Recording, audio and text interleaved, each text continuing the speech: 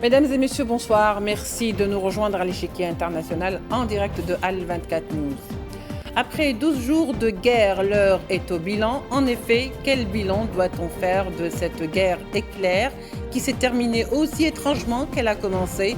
À se demander, tout compte fait, à quoi a servi cette guerre et quels en étaient réellement ses objectifs. Quelles seront ces ondes de réverbération justement sur le moyen et le long terme sur cette région et surtout à qui a profité cette guerre?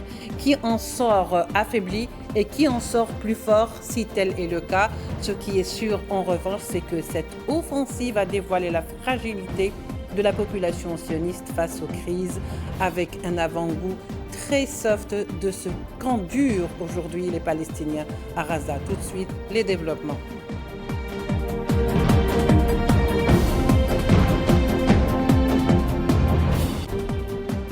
Pour en parler ce soir avec nous, nous recevons Eli Hatem, avocat et homme politique franco-libanais. Eli Hatem, bonsoir.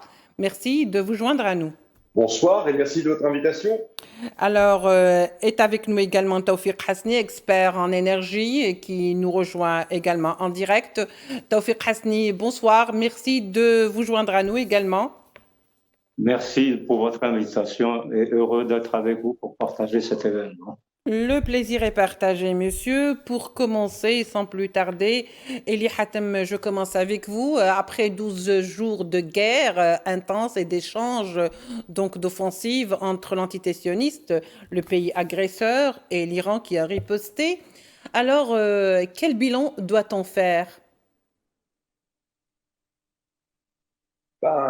Bonsoir de nouveau à vous, aux téléspectateurs et à votre invité. Écoutez, les choses sont très claires. Aujourd'hui, on peut dire que pour la première fois depuis sa création artificielle, l'entité sioniste a reçu une armada de missiles sur son territoire et a fait preuve d'une fragilité vis-à-vis de l'Iran, qui a été agressé, comme vous l'avez dit, et qui a riposté. Cette agression, elle est donc définie par la résolution du 14 décembre 1974 et qui permet à tout État agressé de riposter. Or, l'entité sioniste ne mesurait pas l'importance de l'arsenal militaire de l'Iran.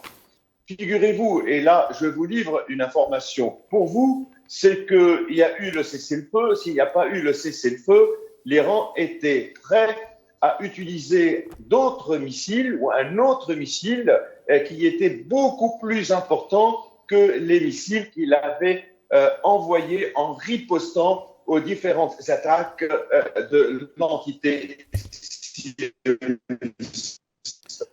Oui, alors, oui, je crois qu'il y a un petit problème, oui.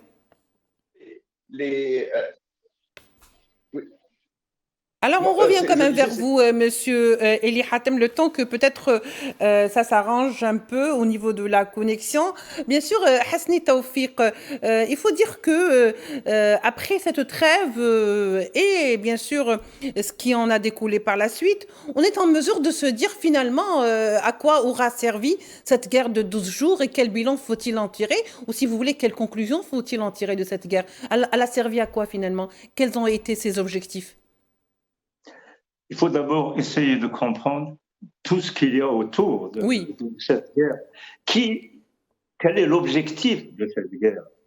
En fait, on semble réduire la dimension de cette guerre à une simple intervention entre l'Iran et Israël, ce qui n'est pas le cas à mon avis. Il y a aujourd'hui les grands enjeux qui sont en cours, à savoir la bataille entre les BRICS et le G7. Dans cette bagarre, il y a un État qui est aujourd'hui assez fragilisé, c'est les USA. Les USA qui sont au bord d'un crash financier. Trump, avec sa tentative avec Musk, n'a pas rétabli la situation. Il va certes encore obtenir une approbation du Congrès pour augmenter le niveau de la dette, mais de l'avis de tous les experts qui suivent la situation, il n'est pas en mesure d'assainir la situation économique des USA comme il a promis pendant son mandat. C'est pour ça qu'il a besoin du Congrès qui est sous le contrôle de l'AIPAC et il est obligé de ménager Netanyahou d'un côté. Pour aussi trouver le financement de sa dette, il a besoin de mettre à contribution de nombreux pays, qui sont d'abord les Européens. Vous avez vu ce qui s'est passé à la dernière réunion de l'OTAN. Il les a obligés à augmenter le budget de la défense, ce qui permet aux États-Unis de pouvoir obtenir tout l'achat de l'armement qui va permettre de réduire la dette aussi.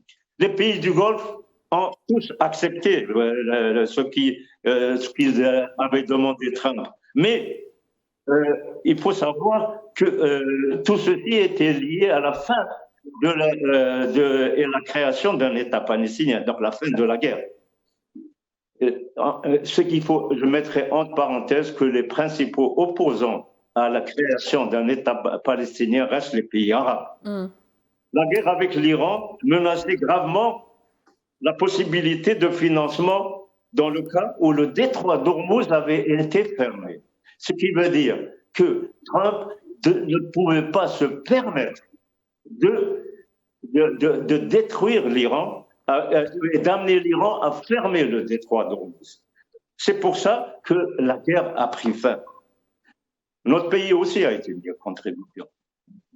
La complexité de cette analyse de la situation résulte des nombreux facteurs utilisés par Netanyahou pour poursuivre la guerre pour sa survie politique. Nous avons aussi compris que ce n'était pas Gaza, comme je viens de dire. L'objet des grandes manœuvres a été en fait l'objectif de détruire la propagation du BRICS par un de ses acteurs les plus déterminants, à savoir l'Iran. Il menaçait aussi Israël, il faut le dire. L'autre aspect est aussi la dualité des pouvoirs qui existe entre Trump et le Deep State, qui est sous contrôle, qui est proche des démocrates. Le conflit est permanent en fait, entre eux. L'action d'impeachment qu'il a connu dernièrement était à l'initiative du Deep State. Trump est affaibli. Il lui fallait régler la guerre. Il avait toujours promis la paix. Il n'était pas question pour lui de pouvoir faire admettre le retour des soldats américains dans des cercueils. C'est pour ça qu'il ne fallait pas que cette intervention en Iran ne puisse dépasser une seule intervention. Et elle devait s'arrêter là. C'est pour ça que l'avis de tout le monde, tout cela était cousu de fil blanc. Il y avait une entente entre les Russes, les Chinois et les États-Unis avec aussi la relation avec l'Iran. Et bien sûr, vous avez compris ce qui s'est passé, tout ça semble être arrêté, mais dans tout ça, Trump, il a récupéré d'abord l'argent de l'OTAN et la dernière information qui vient de sortir, c'est que Trump propose à l'Iran de développer le nucléaire civil en contrepartie de 35 milliards de dollars. Ça lui permet aussi de régler le problème de sa dette américaine.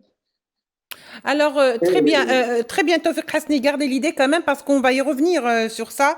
C'est une sorte de marchandage, ce que l'Iran, au départ, n'avait pas accepté. C'est-à-dire qu'on lui donne des conditions sur le développement de son uranium, si vous voulez, pour justement le volet civil seulement. Justement, je reviens vers vous, Eli Hatem, et je disais, quelles étaient les conséquences de cette guerre de 12 jours, la guerre la plus courte, on va dire, avec des frappes assez intense, et puis d'un seul coup elle a été arrêtée juste avec un mot d'ordre, celui du président Trump, et aujourd'hui finalement on se pose la question avec un peu de recul, en tous les cas le recul qui nous est permis en ce moment de le prendre parce que peut-être cette guerre va encore livrer ses secrets. Mais est-ce que vous pensez réellement que cette guerre a été tellement cousue de fil blanc, comme disait Tawfiq Hasni, au point où chacun des partis, y compris donc ceux qui n'ont pas été complètement, je dirais, introduits dans cette guerre, à savoir la Chine et la Russie, elle a tellement été cousue de fil blanc que chacun a trouvé finalement son intérêt. Est-ce que vous pensez que l'Iran aurait accepté ce genre de deal?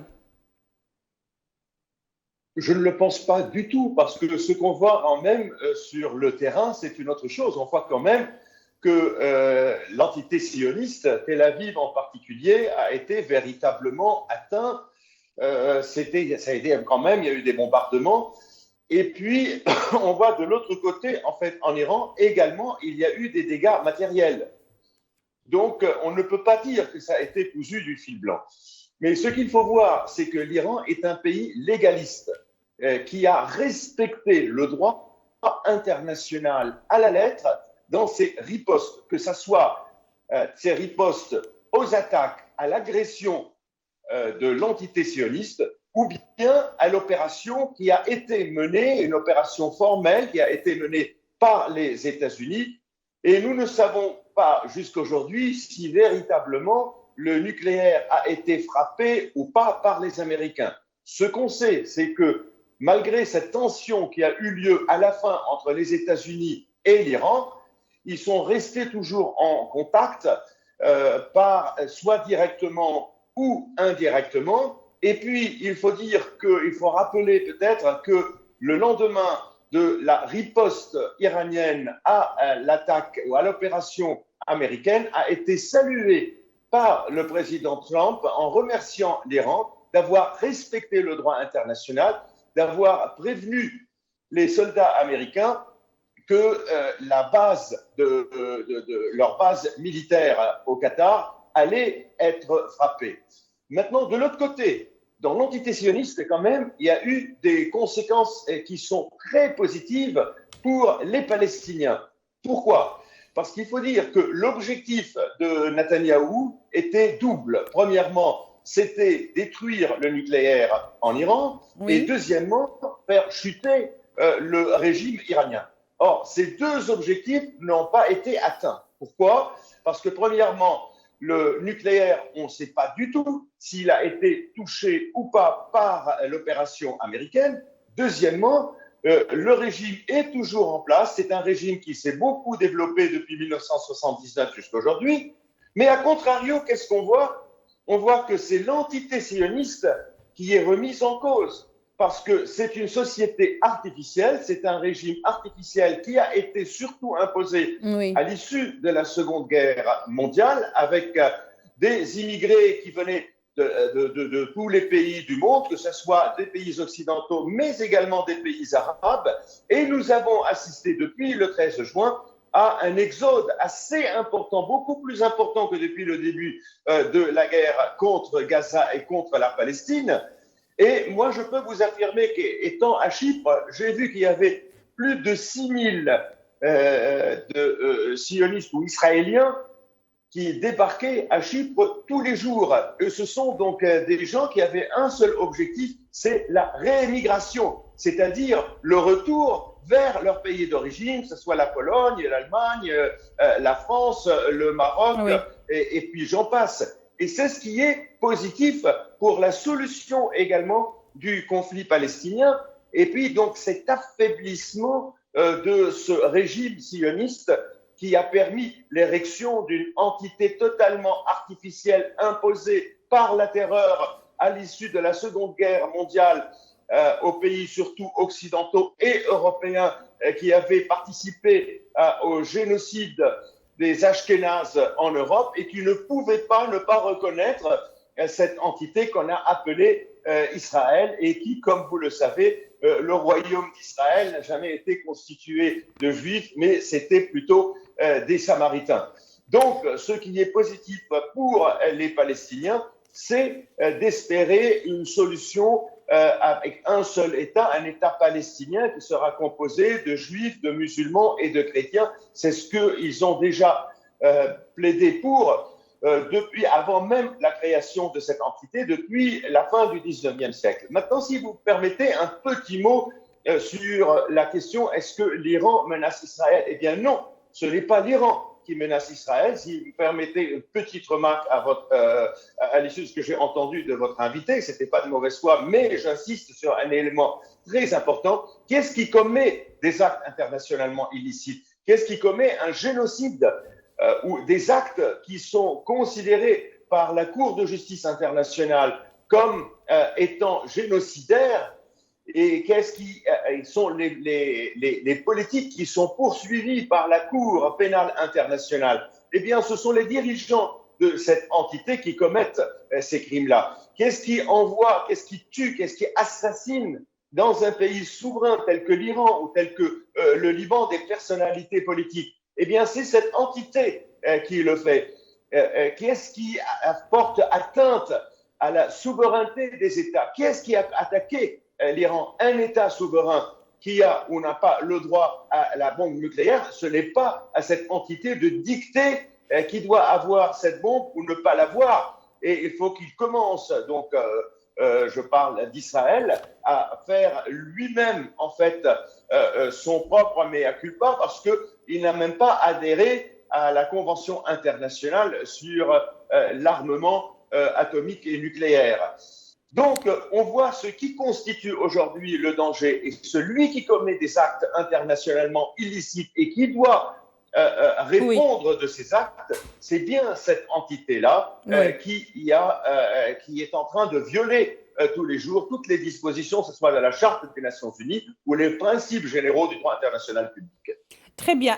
Taoufik Hasni, alors est-ce qu'on peut dire que finalement, est-ce qu'il y a à craindre que des hostilités reprennent, ou est-ce que c'est une étape qui a été franchie et que dans ces cas-là, vu que cette étape est franchie, le monde va vers une nouvelle étape? Comment voyez-vous cette nouvelle étape, surtout lorsque on sait, par exemple, que l'Iran aujourd'hui refuse de coopérer avec l'AEA comme elle l'a fait par le passé, pour les raisons que l'on sait?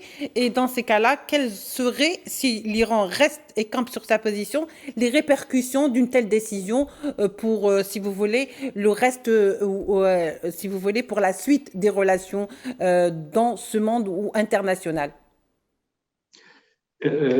D'abord, je conteste un peu l'information sur laquelle j'aurais dit que l'Iran était l'agresseur dans cette affaire. Tout à fait. J'ai jamais dit ça.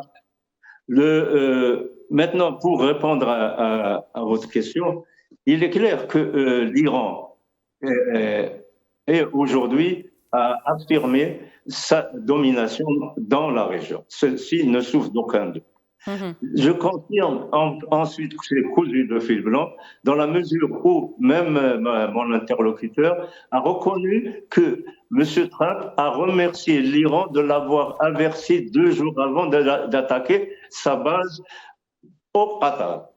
Et il faut aussi rappeler que M. Rubio avait appelé la Chine pour demander à l'Iran de ne pas frapper, de ne pas réagir à Israël. Donc, cet ensemble de faits qui confirme qu'il y avait derrière tout ça une entente qui devrait permettre à aller vers quoi? Vers la multipolarité et la répartition un peu de ce monde unipolaire en quelque chose de plus équilibré, dans lequel, certes, un des perdants, ce sera certainement les États-Unis, qui ne sont pas prêts de se relever de leur crise. Et alors, j'ajoute encore un autre élément. On vient d'apprendre que M. Trump a réglé son problème avec la Chine. Ça veut dire que toutes les questions latentes dans cette mutation vers un monde multipolaire sont en train de s'imbriquer petit à petit. Et enfin, la cerise sur le gâteau, oui, Gaza va aller vers un processus de règlement. Comment? La grande contrainte n'est ni Israël ni un autre pays. La grande contrainte pour les Palestiniens, c'est les pays arabes. Et c'est ça la grande question qui nous reste afin de pouvoir rétablir la paix dans la région et intégrer à ce moment-là une nouvelle dimension du BRICS dans l'économie mondiale. Alors, ce qui nous pousse un petit peu à poser notre dernière question, Eli Hatem, finalement, cette guerre de 12 jours qui a duré d'une manière assez étrange et qui s'est terminée aussi d'une manière assez étrange, à qui elle a été profitable selon vous? Est-ce qu'elle a été profitable beaucoup plus à l'entité sioniste qui a montré toute sa fragilité et la fragilité de sa société face aux crises, comme on l'a vu, ou est-ce qu'elle a été profitable à l'Iran qui a démontré encore une fois qu'il n'était pas une proie facile, contrairement peut-être à ce que l'entité sioniste s'attendait. Et surtout dans tout ça, quelle place aujourd'hui est réservée à Gaza? Est-ce que réellement, comme disait Tawfiq Hasni, on a de l'espoir de voir un cessez-le-feu durable à Gaza? En toute évidence, en répondant à votre première question, en toute évidence, on voit très bien que c'est l'Iran qui sort vainqueur, même s'il a reçu donc des frappes aériennes de la part aussi bien des Israéliens que des États-Unis, mais il a étonné tout le monde, y compris l'armée israélienne, de posséder des missiles de longue portée et qui sont capables quand même d'aller et de contourner le dôme de fer que l'entité sioniste pensait pouvoir protéger sa population. Et je disais tout à l'heure qu'il y a toute une vague de réémigration d'Israéliens vers leur pays d'origine, donc les Juifs européens et les Juifs des pays arabes et du reste du monde qui quittent cette entité, ce qui est également une victoire, non pas simplement pour l'Iran, mais c'est surtout une victoire pour les Palestiniens. Et ça montre encore une fois la fragilité de l'entité sioniste qui n'a pas pu assurer, donc d'une part, la sécurité de sa population. Une autre fragilité qui est apparente, c'est cette société artificielle israélienne qui n'existe pas, qui est un ramassis de différentes populations, de communautés qui viennent de partout dans le monde et qui n'ont pas une culture commune, ils n'appartiennent pas à une nation commune, mais qui sont toujours au fond d'eux-mêmes rester attachés aux différents pays auxquels ils sont en train de réémigrer. Dernière chose sur l'Iran, il y avait une image austère de l'Iran, une propagande qui a été faite à l'encontre du régime iranien et de l'Iran comme étant un État islamiste. Diabolisé. Et ça a démontré en fait le contraire, tout à fait diabolisé. Et ce n'est pas un pays ou un régime islamiste, c'est un régime musulman ou islamique. Et la nuance est là-dedans. Deuxièmement, ce n'est pas l'Iran qui n'a pas respecté le droit international public, mais c'est bien au contraire. C'est l'Iran qui a respecté le droit international public à la lettre. Il a même été remercié par le président des États-Unis. Mais cette entité sioniste, c'est elle qui n'a jamais respecté le droit international public depuis sa création jusqu'aujourd'hui, avec plus de 1400 résolutions de l'Assemblée générale des Nations unies qui n'ont jamais été respectées par elle, plus de 70 résolutions du Conseil de sécurité qui ne sont jamais respectées par elle. Dernier élément, cessez-le-feu. Nous l'avons vu au Liban, il y a eu un cessez-le-feu qui a été totalement respecté par le Liban et par la résistance libanaise depuis octobre 2024 jusqu'aujourd'hui, avec plus de centaines de violations de cessez-le-feu de la part de cette entité sioniste, avec un rappel, je dirais, à la loi par les forces et par les observateurs de cessez-le-feu, et malgré tout, cette entité se prenait plutôt au-dessus des lois et comme étant la plus forte dans la région, jusqu'au moment où il y a eu cette agression de l'Iran et cette riposte iranienne qui a remis en cause ce sentiment d'arrogance chez les Israéliens. Merci beaucoup, Maître Eli Hatem. Je rappelle que vous êtes avocat et homme politique franco-libanais. Merci également à Tawfiq Hasni, expert en énergie, d'avoir été avec nous et pour ces éclairages assez pertinents. Je vous remercie également de nous avoir suivis. On se retrouvera bien sûr pour d'autres émissions de l'Échiquier International. Au revoir.